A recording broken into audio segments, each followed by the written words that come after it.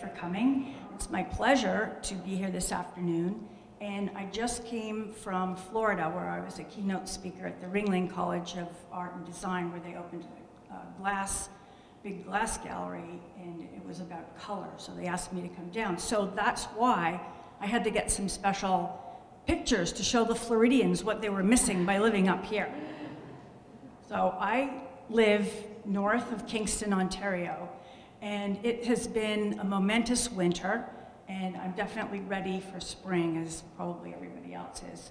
But that is my car and buried, and it says Glassmaw because I take great pride in the fact that my career has been over 30 years in glass, and that one of the things that is very important to me is not just making my work and the trajectory of my career, which has been really very interesting, but in teaching and helping the students push the envelope with glass. So there's a lot of people here who don't know anything about glass, really, so I'll explain as we go along. This is what I really like to do, is we live near the Canadian Shield, and that's where the trains pass from the west to the east.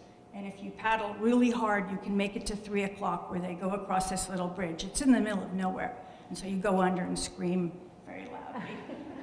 Now, I come from Quebec, where I was brought up with my brother and sister on the shores of Lake Ontario, the Ottawa River, sorry. And my parents were transplants from New York City, and they were atheists, but they were from a Jewish background. And so they basically let us run wild in the wilds of Quebec, and I thank them all the time for giving us not that much guidance while they let us be crazy. So one of the things that I wanted to show you first, before we get into the meat of the work, is I decided in 1989 to do a glass fashion show for the very first International Glass Conference outside of the United States. It was in Toronto, and I wanted to put Canadian glass artists on the map. So I thought, what would be more appropriate than doing something at the Royal York Hotel and getting people that I knew to make costumes out of glass, and that was in 1989. And my background is not in fashion, but since then, I've done 15 glass fashion shows all over North America. This is just some examples of fun that you can have with glass, because I really like to push the envelope and have everyone around me in my sphere also do things that they wouldn't normally do. So this is a costume that took 3,000 flame-worked scales, and it was so heavy that he couldn't actually stand up. So it takes all kinds of people to make a fabulous show. I also work with designers in Montreal. This is a dress by a Quebec designer and a glass artist. So all kinds of wonderful costumes have come out of this. And glass people, if you haven't guessed by now, are really quite crazy. People who don't really fit in anywhere else end up a lot of times working with glass. It's a very hot material. You can't actually touch it. And to mold it with your hands is what we all want to do, but of course we can't do that. So we all end up at these crazy conferences, and I put on these glass fashion shows, and the next one is in 2016 at the Corning Museum of Glass, and they are a riot. And I want Steve Tippin sitting in the front row, who's the president of the Canadian Glass Art Association, to be in it. You've heard it here, so you have no choice. Yes, this was a Japanese woman who, her and her daughter, she made this beautiful costume where she took all of her ancestors, photos of her ancestors, and she fused them into squares of glass, and it was so beautiful. And this is a Mark Pizer, who's a very well-known glass artist. He donated 2 of his massively expensive pieces of glass that we cut up to make a tutu. And this is a wonderful artist named Carissa Bacte from Calgary. Now, I do have a reputation for being rather a wild person. I'm not really anymore. Mostly I'm home just working. But Corning Museum of Glass, knowing that in advance, told me that and I've done 4 shows at the Corning Museum of Glass, and they said, you may not have anyone who has pubic hair showing. So I said, oh right. Anyway, so she was buck naked and waxed. So there was no pubic hair showing. So it was fine.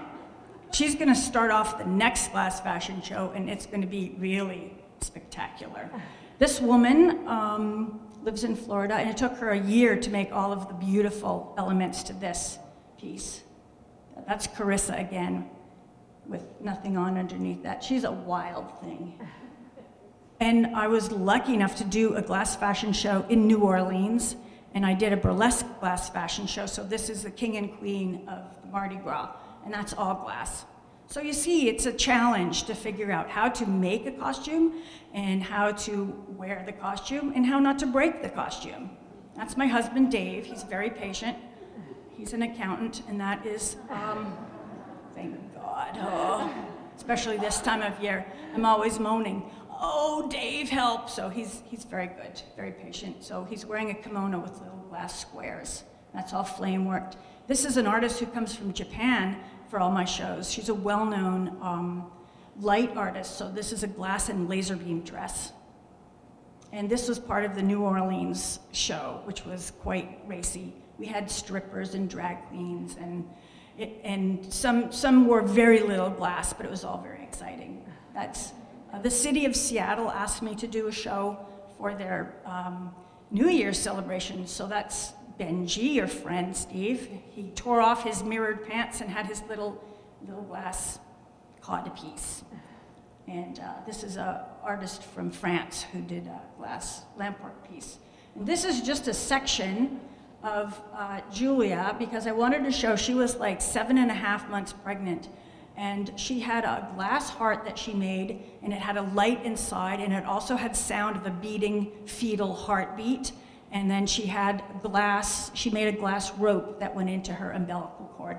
And I did this show last year in Washington, D.C., and there was a woman in full general dress in the front row, and she freaked out when Julia came out. She did not enjoy this, so. Anyway, there's, on the men in the show are 2 glass collectors. They're both wealthy, and they're very normal guys. One's a doctor, one's a real estate tycoon, and they too wanted to be in the glass fashion show. So the guy in the middle is Dudley Anderson, and for you glass aficionados, he has 75 Lebinskys in his home, and he wanted to be in drag, so we accommodated that. And for those of you who don't know, I just wanted to show that this is a sandblaster.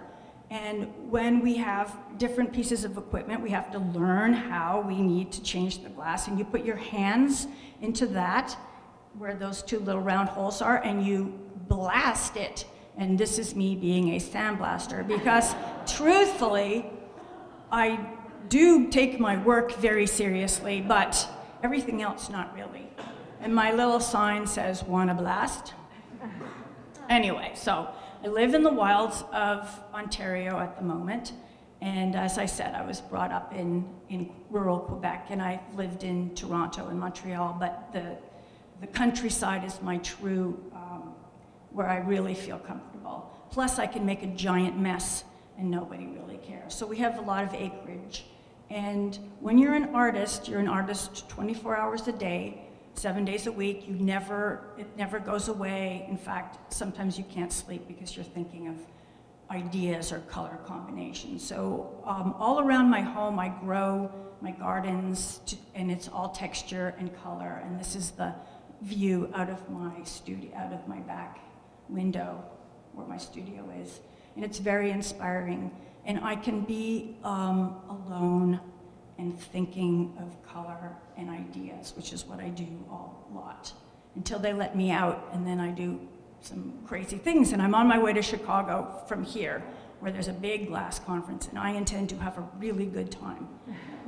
So a lot of things that inspire me are found out in the country, and a lot of it has to do with color and texture, and the way that nature actually is the best teacher that you can have. If you slow down your life and you look out the window or when you're walking, then you can really find inspiration. And I think one of the things that inspired me most is the fact that I was brought up in a family that all had very dark hair and very dark eyes, and I was the only one. Remember, Rona, you weren't born yet. There's my sister right there. There's the whole dark-haired family right there, you see? And I was always aware of color from a very young age because people were always bugging me about it. And being a redhead made me aware of color in a way that I don't think anybody else is aware of, because people are always teasing you and bugging you. And because I had no other redheads in the family, it was just like, oh, I'm different. And I really was. So I got a degree at McGill University and in Latin American studies after I went to school in Cuba for a year, went to art school there. That's a long story. I'm just gonna whip through this next little bit.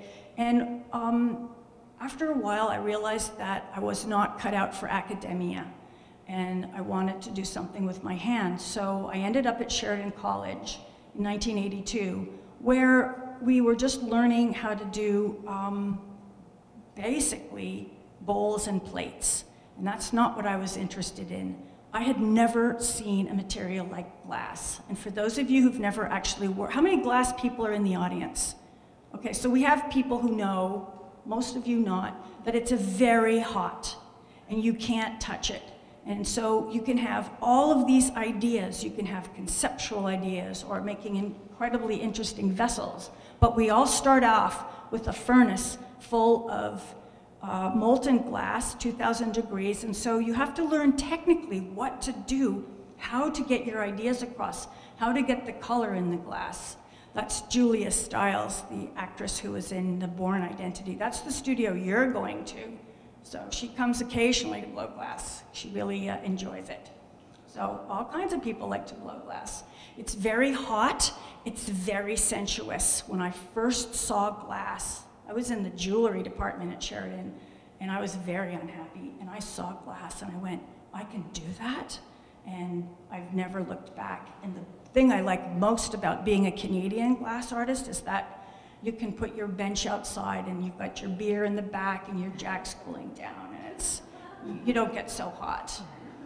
Anyway, so over my 30 years in glass, I've had to find a way to understand its soul, the soul of the glass, because you can't actually touch it when it's hot, but you love it.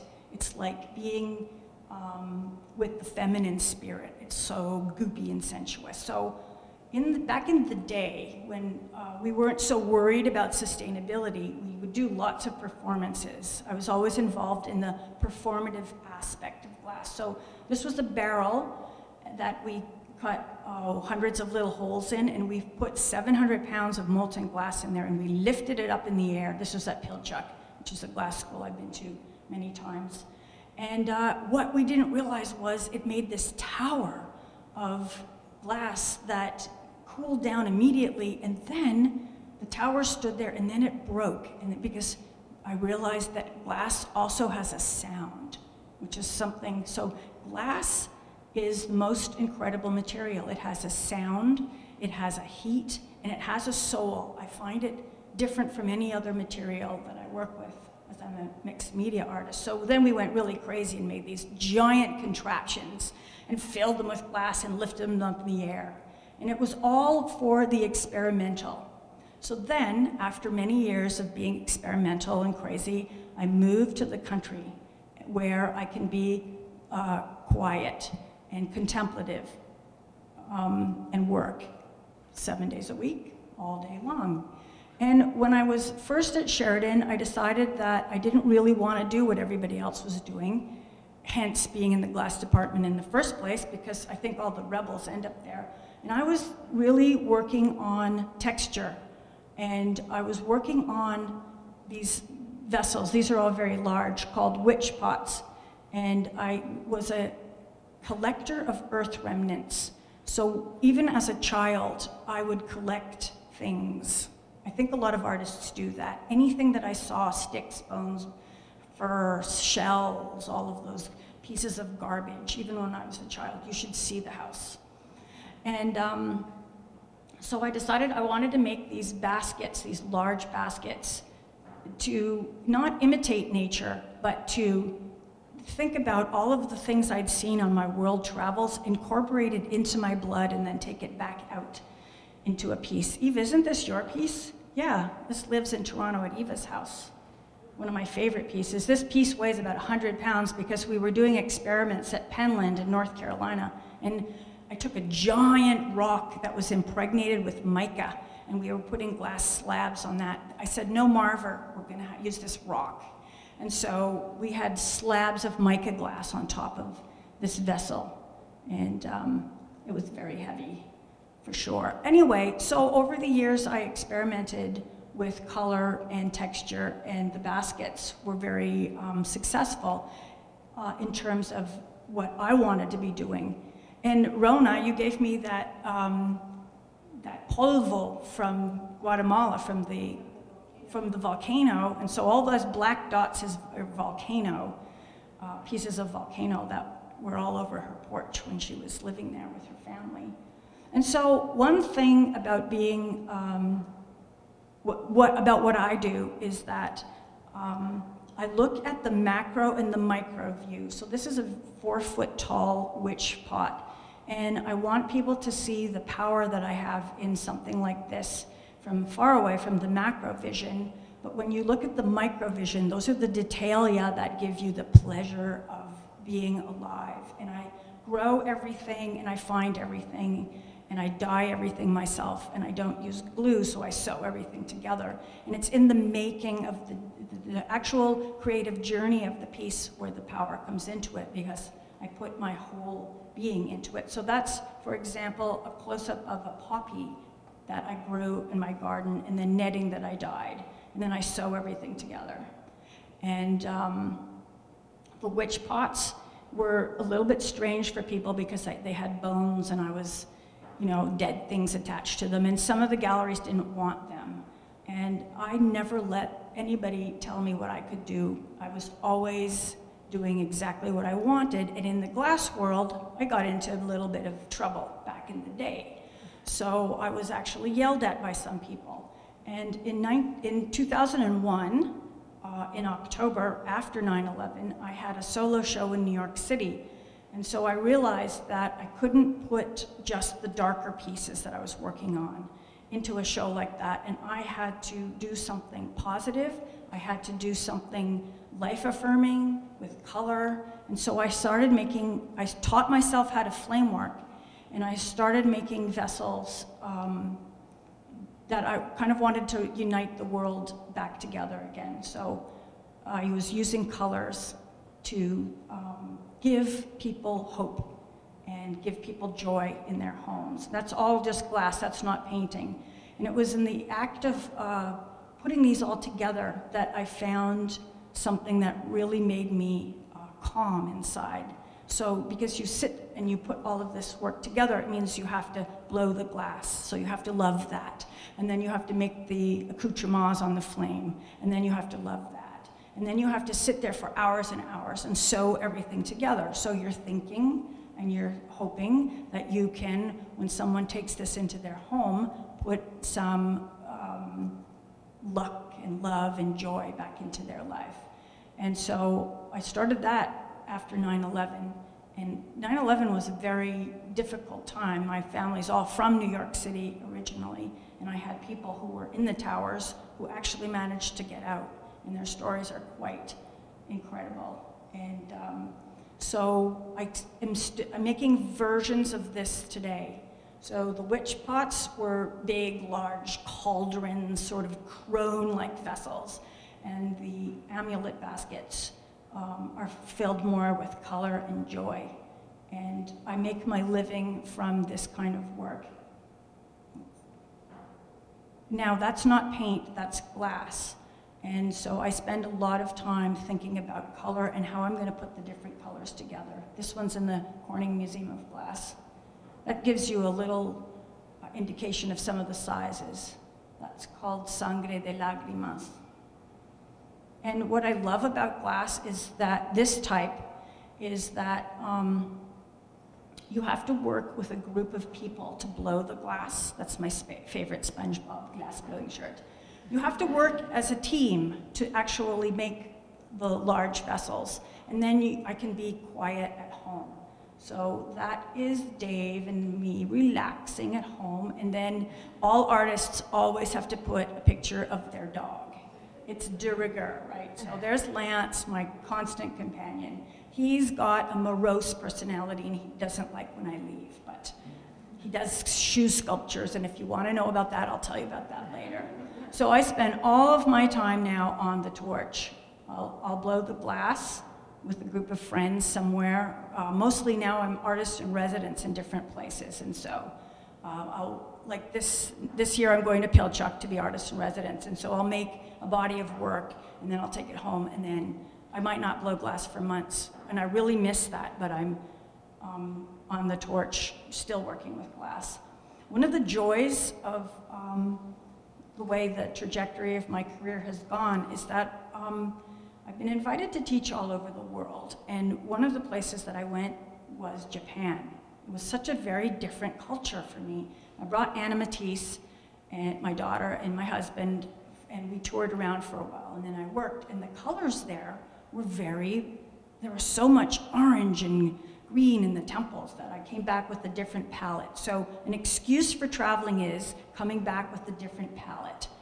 And basically, it just means I have to spend even more time on the torch. So it's kind of like crazy, crazy business. And so wherever I go, I always have my camera, and it's very inspirational. And but you know, I say I'm inspired by this and that and plants, and everybody says everything looks like my hair. So that just goes back to that. This was an epiphanal piece. My father was a professor at McGill, and he decided to start looking up the family history once he retired. And he ended up at the Holocaust Museum in Washington, D.C., where he found papers that indicated that many family members on his mother's side had been exterminated at Auschwitz, and this really changed him. And he came back and he showed me the papers, you know, and the Germans were very systematic.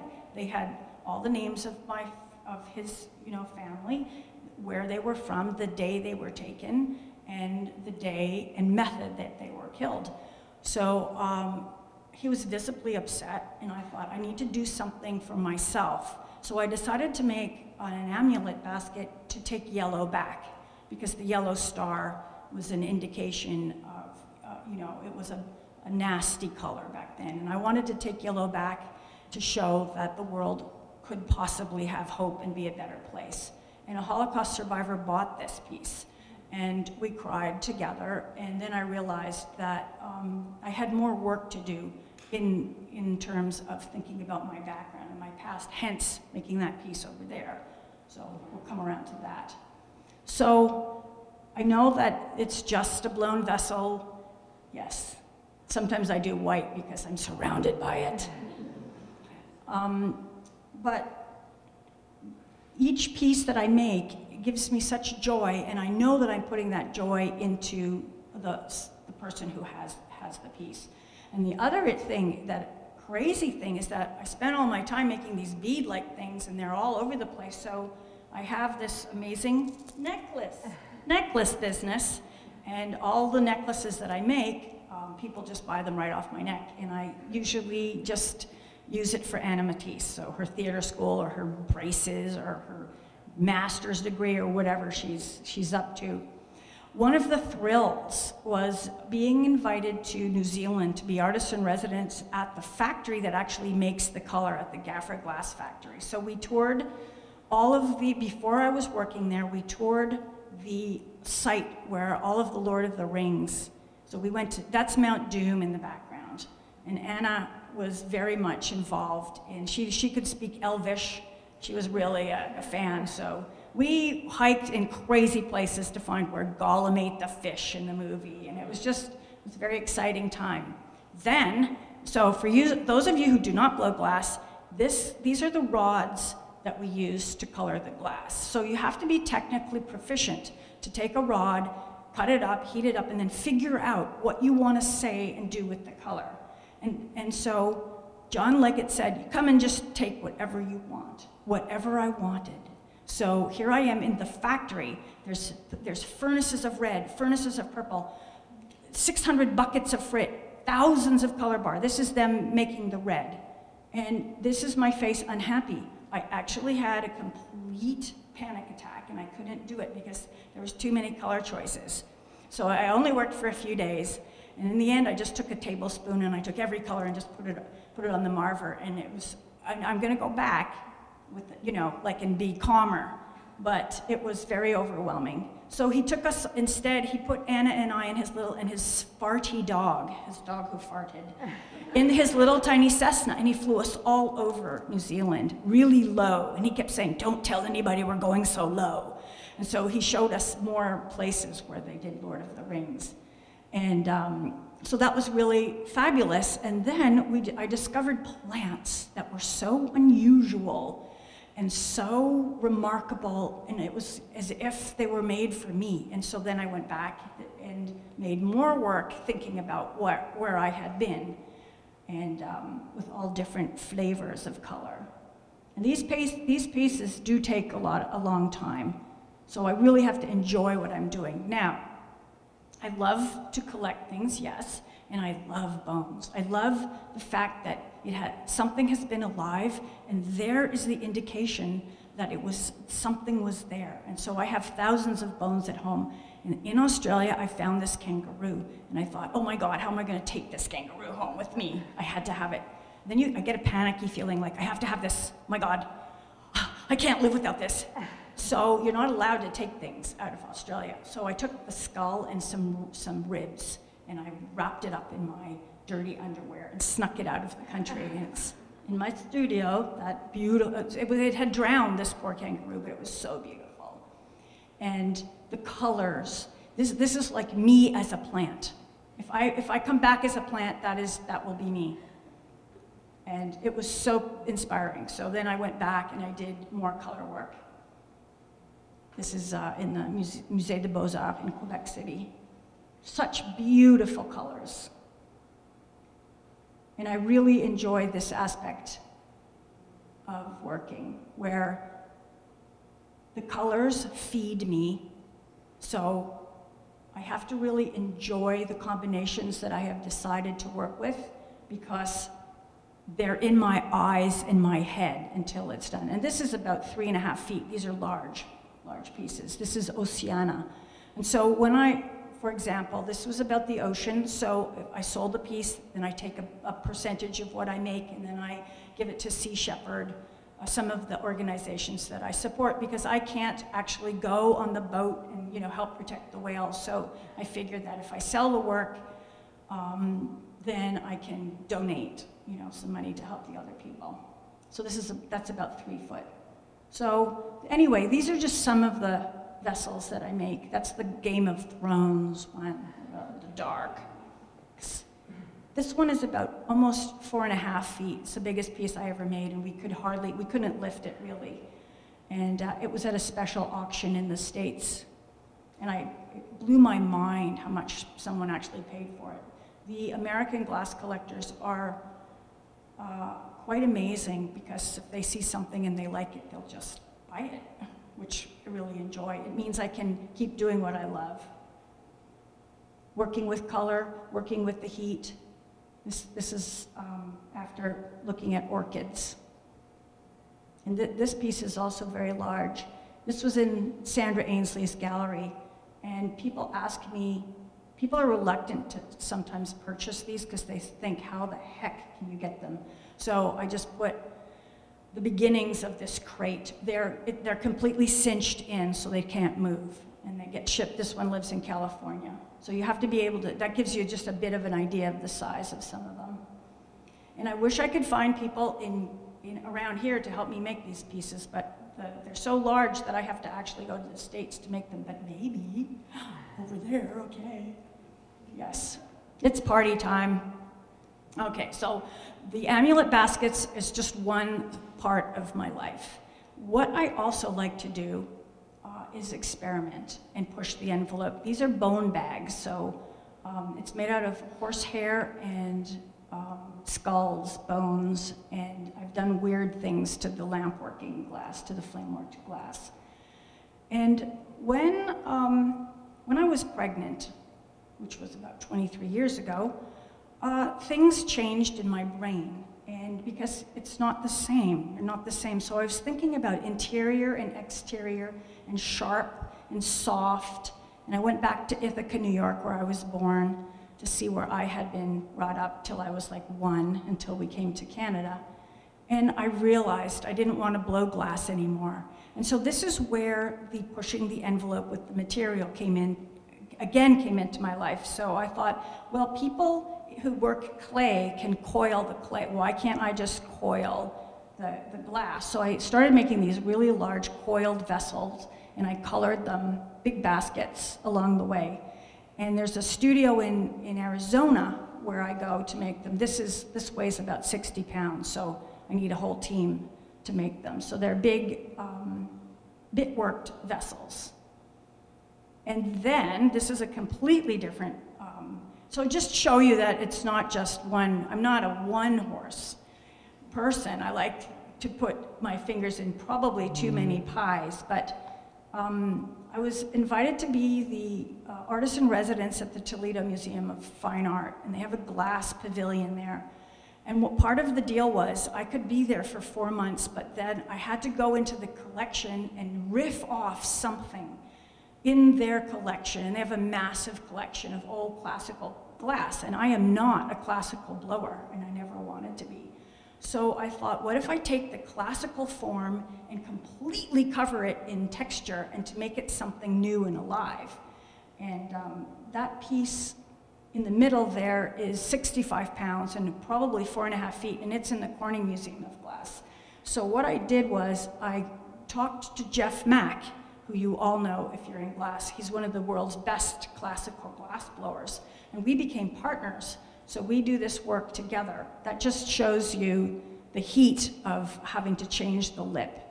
So here's the two of us. I go to Toledo a lot, and he does the form, and then I do all of the texturing. So there is a blob of molten glass that I'm cutting, and then I'm texturing. And that gives you sort of an indication of some of the sizes. And they take hours to make, and they are really a lot of fun and completely different for anything that I normally would do. The other part of my life is I like to take the material that I'm most in love with, which is glass, and I like to work it into my emotional state or into something difficult that I've gone through. This is a painting I did after I was raped.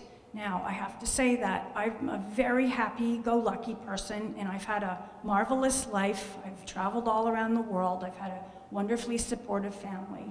But things happen, and they change you. So I did this painting after that experience. And it was in a country, doesn't matter which country, but I traveled alone, and I've traveled in different places. I've lived in different places like Mexico and Italy and Greece and in Cuba, and quite patriarchal societies. And I realized that that a lot of times people, men and people, don't really see you as thinking human, but as just the sum total of your body parts. So I wanted to address this with my glass. And so these are life-size pieces. They're from the core. I just wanted to describe what it was like when something comes along and completely changes who you are. And so I was just doing sort of the silent scream where there's no eyes and just the body parts. Now, these are all life-size, so they're kind of looking in your face. But the glass world, when I put these out there, was not ready. And I'd show slides, or I'd, show them in galleries, and people would not want to see them because glass was supposed to be pretty, and it was supposed to not say anything too emotional, and I was crossing that boundary. And then I started to make shields. So these are the shields they're also from the Corps. They're all about 6 foot, 5 foot. And I was using glass and mixed media to talk about when you have a shield, normally you put it up in front of your face to protect you from the danger, but these shields were kind of the reverse. And they're like shields that we, especially, I'm doing this from like a woman's point of view. That's Callie, Black Mother time. Unfortunately, her head sort of got cut off. But we put a shield up so that people don't really know what we're deeply thinking, the deep, dark, sensuous thoughts that we have. So we keep up a shield in front of ourselves. So I was exploring what happens when you let a bit of that shield down. So that's the Sun Core shield. And it's mixed media and glass. And this is Hexenhammer Throne. This is 12 foot by 10 feet. And this piece was the straw that broke the camel's back, because I was living in Toronto and teaching at Sheridan College, and I was trying to make my work in a house, and the landlady lived underneath. And so every time she walked out, I could quickly saw something, so I needed to saw the wood. And this piece, she actually came home too early and heard me making noise, and she would take the broomstick and bash the ceiling and go, "Lara, what are you doing now?" And the same time that she caught me out making too much noise in the house, a box that I had put on Parbus in Vancouver, from Vancouver Island, came to the apartment, and it was a seal carcass that I had found, and it wasn't properly, some flesh was left on it, let's just say. So Dave comes home, and I'm there and going, "Mrs. Zav is mad at me again," and then we open the box, and it is full of maggots, and it stinks. And Dave looks at me and he says, "Laura, we're moving to the country." And so then we moved, and I'm happy, because now I live way out there, but somehow the neighbors have figured out that I really like bones, and so they will throw things on my front lawn, like a coyote that someone had just hit, yes, garbage. Now I've tried to tell them I don't really want their garbage. I'll take the dead things. Once, if you ring my doorbell, it's a bone. So you ring this big bone and the bell rings.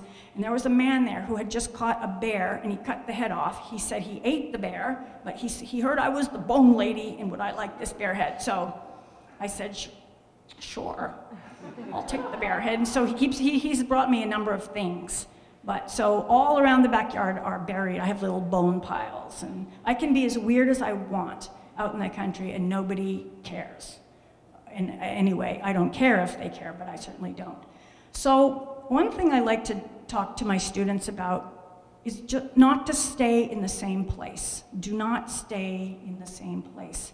It's a big world, and there's all kinds of interesting people to meet and to talk to and to get to know. And I still hope that there can be peace on this planet, and it really helps if you meet other peoples and don't just stay in your little spot. And I taught for 25 years in Montreal at Espace Vert in Quebec, and a lot of the kids didn't know that they could actually leave Quebec, you know, and I was like, yeah, you gotta get out and you gotta see the rest of the world. And if you need to learn a little English or Spanish or whatever, yeah. And so I think that the kids now in Quebec are traveling all over the place. They're the biggest travelers. So this was Los Indios Colorados, somewhere in Ecuador, near the Amazon. And I don't know if you can tell if that guy's hair is red, and it's solid. He took a paste of berries, and all the men in the village, do you remember that, Rona? Yeah. So he tried to explain to me in my Spanish and his sort of Spanish that why the men had red on their heads was because God was looking down to protect the men. So I realized somebody up there has been looking down and protecting me, because all the things I've done, I shouldn't be here anymore. And another wonderful place that we ended up was in a mountain town in Costa Rica. And that man on the left with the sombrero blanco, he had a dream when he was very young that he wanted to sculpt trees, and the church gave him all the land around and said, go ahead. And he spent his entire life sculpting trees. This is just a tiny micro vision of what he's done. He did elephants, and he did helicopters, and mermaids, and all kinds of things. And this is this crazy gate. And the people that I've met traveling the world and not being afraid to go to different places have been the true artists and the biggest inspirations. This is Garbage Man. And I was in Texas, in Houston, doing something or other, and somebody said, hey, there's a guy who made his house out of garbage. But you can't go there, it's too dangerous. White people don't go there. And I was like, a garbage man? Okay, so I went, and he was lovely, and it was like a soulmate. And so we spent like a long time looking at all the garbage, and then he had some roadkill squirrel that he wanted to feed me, and I said, vegetarian, I'll be on my way, but he was really inspirational. Well, we grew up right across from Oka, where the Mohawk Reservation was. So we were on the other side of the river. We could hear their ceremonies sometimes at night, their powwows. They were so loud coming across the water. And we had no religious upbringing whatsoever, except that the fact that we had to go to Protestant school because it was Quebec in the 60s. So I went to church with my friends, and I could sing all the hymns. And then we'd go to Brooklyn and see all the Jewish people where my family still lived, and I was very confused. So I thought I would make myself my own deities. So I made all these sand-cast, wonderful little voices that I hear when walking. That's La Sirène Féconde. So it's all sand-cast, where you pour the glass right into the sand with and that's the crab claw devil. And she's about 3 feet tall. That is La Femme du Forêt. That is, and I'm expecting her any week now. That is when finally winter goes away, and it's that spongy, wet, springy smell, and you're like, oh, you're crazy after 6 months of winter. And I crawl on my hands and knees, and I put my face in the moss and the dirt, and I go, oh, and I love it so much. And that is what she looks like. So she's got her little leaves, and I can't wait for that part.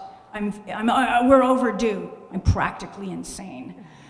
So, calm down, Laura. Now, I also did glass violins, because the patriarchal side of my family played violin. My father played fiddle. He was actually on the Oscar Brand radio show in New York, playing the fiddle. And we used to all get in bed, and Sunday morning he'd play the fiddle, and he was not very good. And then my husband also played violin when he was a little boy, until they made so much fun of him, he stopped.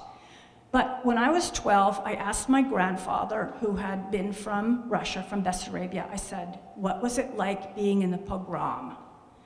And he looked at me, and I'll never forget, he started to cry. He couldn't actually speak about it. And so I went away thinking, oh, I made my grandfather cry. That's a very bad thing.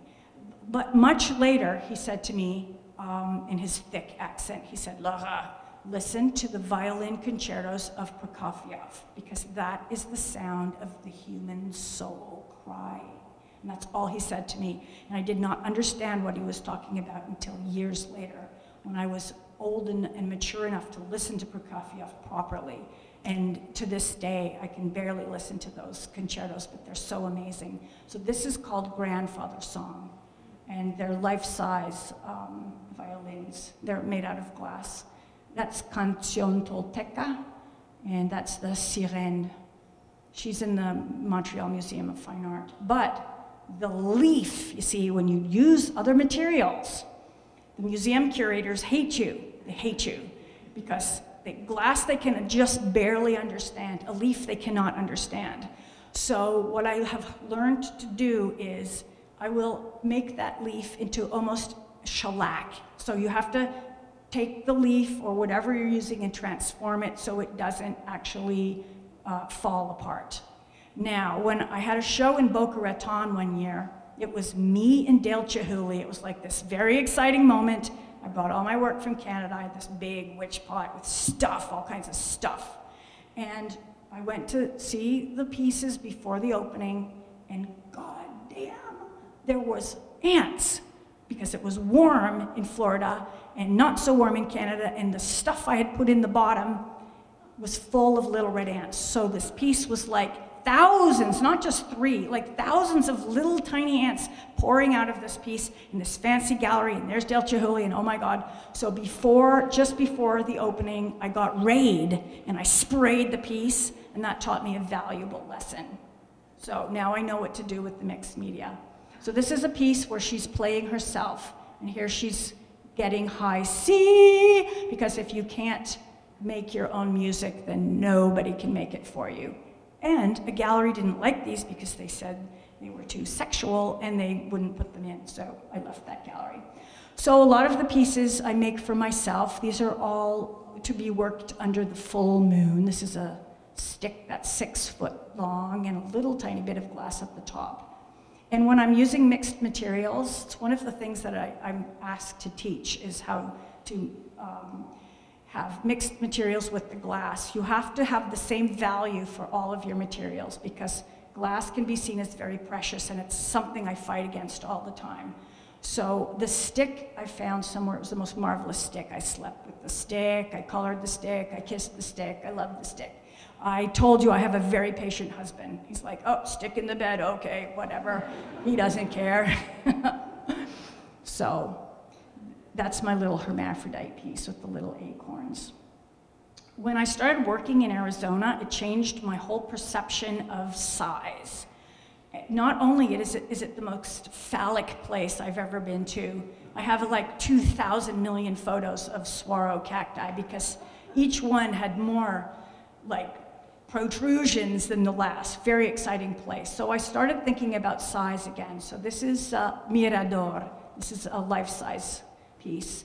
And when I was in glass back in the day, nobody taught us bit work. We had to put a punty on everything. It had to be a vessel. So when I started switching things around and teaching myself how to do different methods, people were very puzzled and confused. We didn't have the Italians back then. It was like we had to forge ahead ourselves. This is Diva de la Casa. She's 12 foot by 10 foot and lives in a house in Washington, D.C. Getting these things across the border, quite interesting. I've had many times I've been stopped by the border police, and in the airport, which I don't do anymore, I've been stopped by the airport police, taken into little tiny rooms, stuff I've collected, put on the table, and it's like, madam, what is this? And, you know, being in New Orleans, I got bones and branches and moss, and I'm an artist. I need it. I have to take it home with me. And now, if I need anything, I just put it in a box and I write birthday present, and I ship it UPS, and then I don't get into any trouble.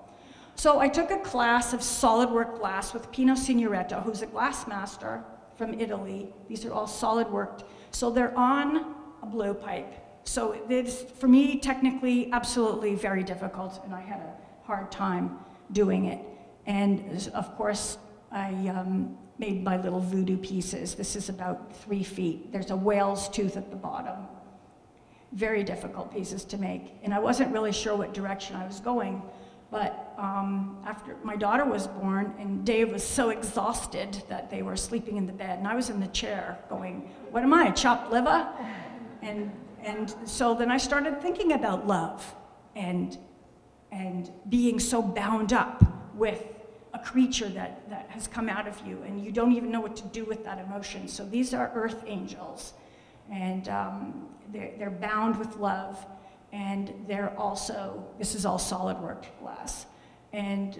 But at the same time, you know, you've got your toes kind of in the earth, nurturing, nursing mother, nurturing, bringing up another human, but at the same time, you're so scared of that intense love that you feel that you just want to fly alone back into the cosmos. So that's what I was doing. But I was trying to make this work, and Pino was around, and Pino is an Italian master of SolidWorked glass, and he would look at my feeble efforts, and he would shake his head, and then once he came over and he goes, Laura, why?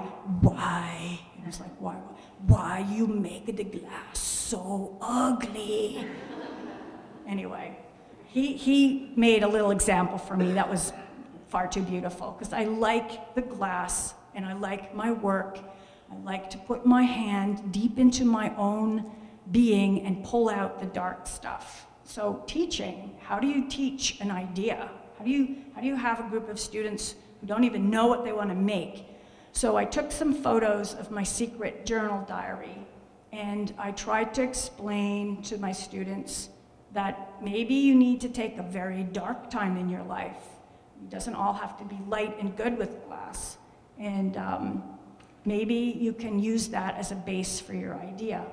I've had a few dark moments in my life. So this was a triptych I did after a particularly difficult time. And this is glass and copper and nails on a bed of burrs and horsehair.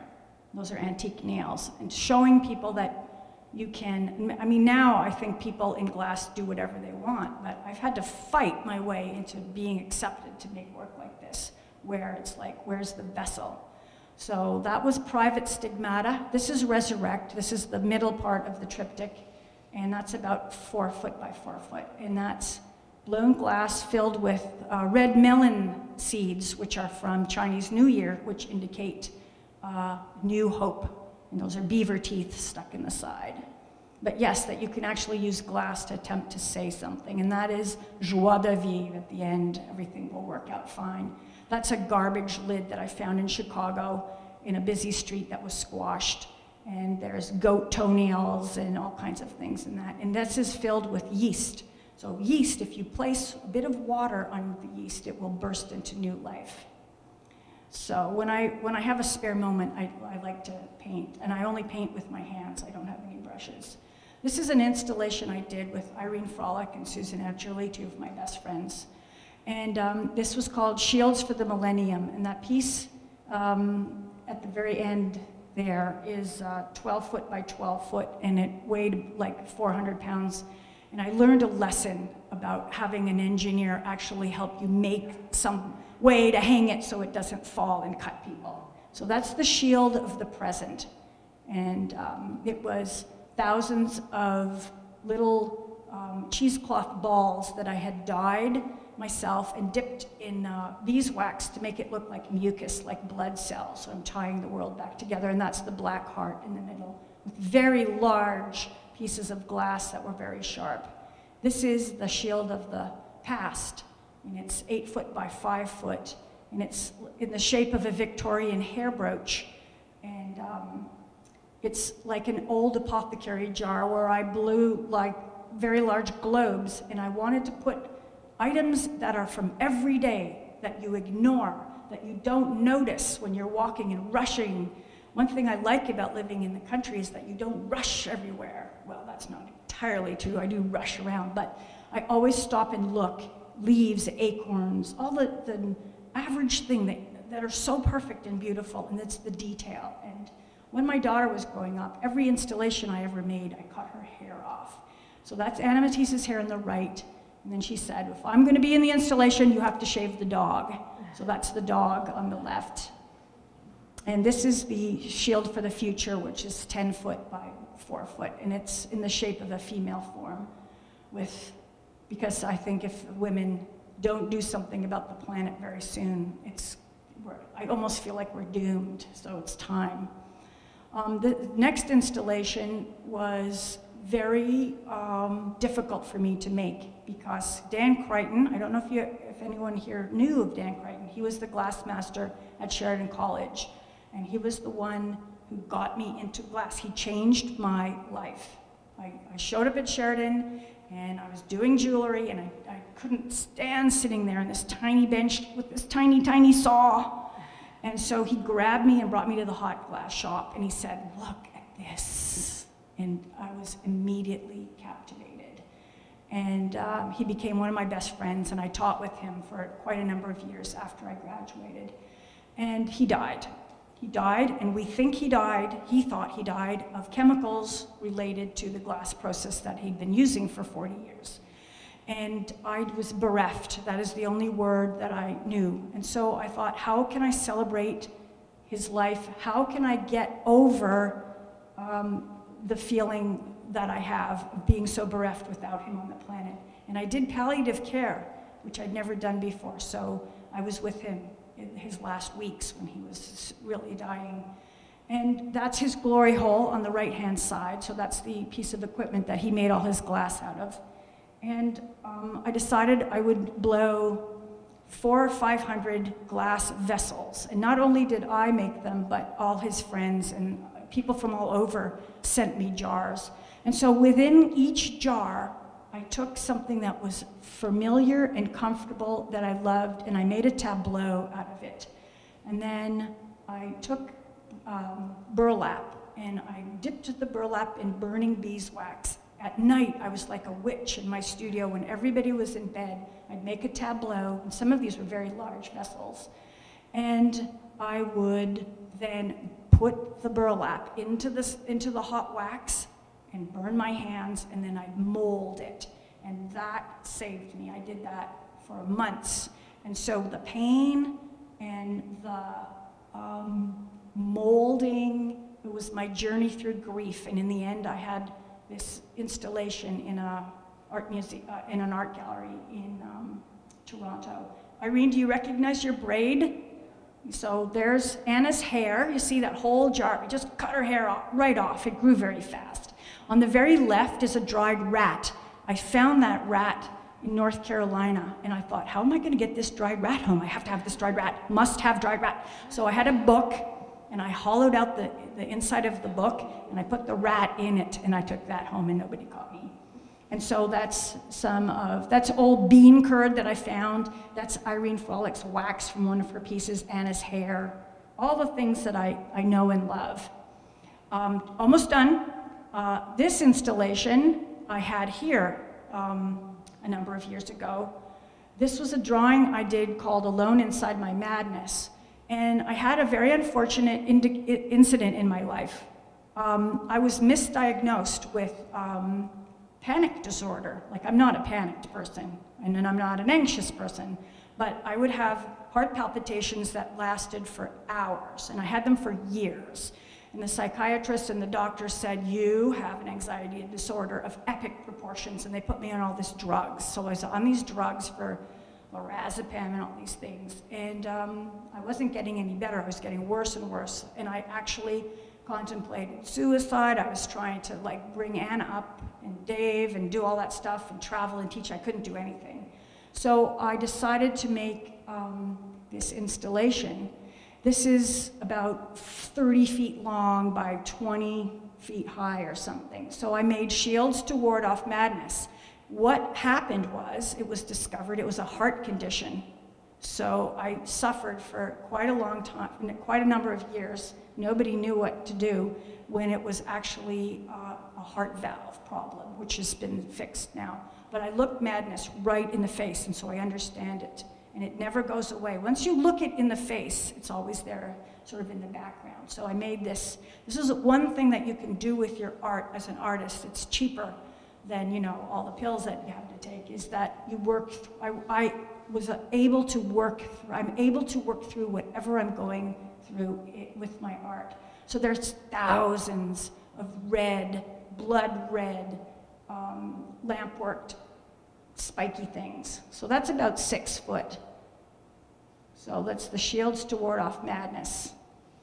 And I just had this show, I had a big retrospective in Halifax just now, and people really gravitate toward this work. People actually, I've been told your work is too personal, you know, why do you have to delve into yourself so much? But I think if you're an artist, what else is there to be working on but yourself, or, you know, your deep ideas? But that's the way I am. So then this is the diary shield, which was the end of the shields to ward off madness, where I realized something very important, that I'm comforted by everything that I find. And that is my touchstone for reality.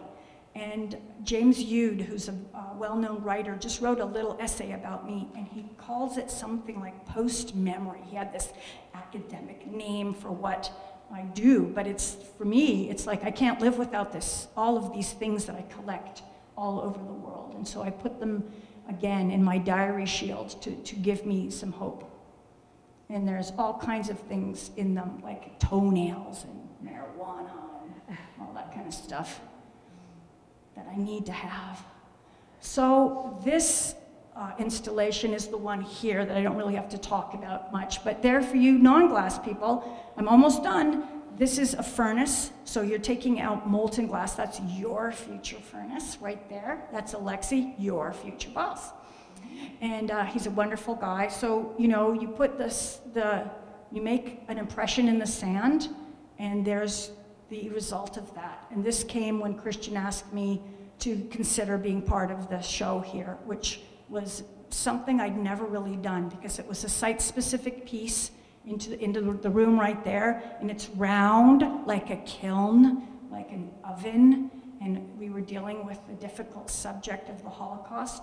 And I wanted to talk about the death marches, because I couldn't wrap my head around the fact that the people in the camps who had made it, and you know, liberation was not that far, the Nazis got them all marching, and they would fall by the wayside and die, and they were unknown. You know, they were just their footprints. So I wanted to do something that was actually honoring all the people who had fallen by the wayside.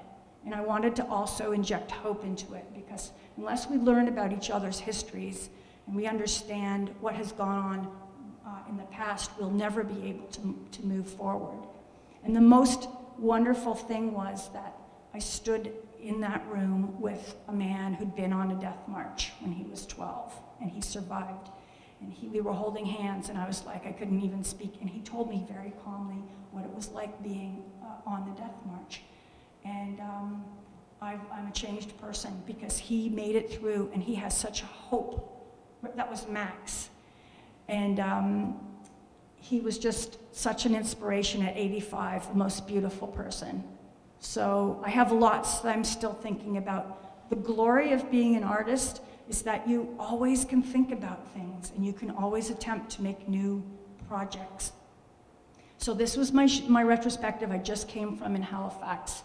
And I made this piece right here. It's very impossible to, this is the last piece I'm going to show you. It's my last installation.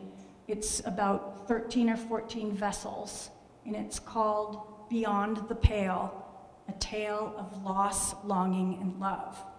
And I've been thinking a lot about loss and longing and love.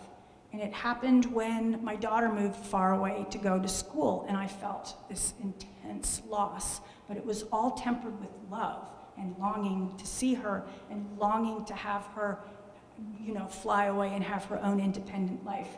So I decided that I was going to just think each vessel was going to be a different aspect of loss or longing or love. And mostly it's all combined in one big emotion. You can't really separate loss, longing, and love, I realized after all of that. So, you know, you have a loss of, you know, people that you've loved, or you have a loss when you start to age. There's all kinds of loss there. You know, longing for different things that you can't have anymore. But it's all tempered in love. And so when you leave here, I'd like you to remember that it doesn't matter how old you are, you've got a passion within you to do something marvelous. And you should be, when you leave, you should look at things with a different eye. And don't sit in front of Netflix all the time and on your little devices, but do something creative. Go help somebody. It will make you feel like a real human being, because I think unless we interact, I really feel like, you know, we're kind of doomed. Anna, I brought her up to be a very free spirit. And so I think that when you leave here, I'd like you to tap into your free spirit part. And thank you for indulging, and that's the end.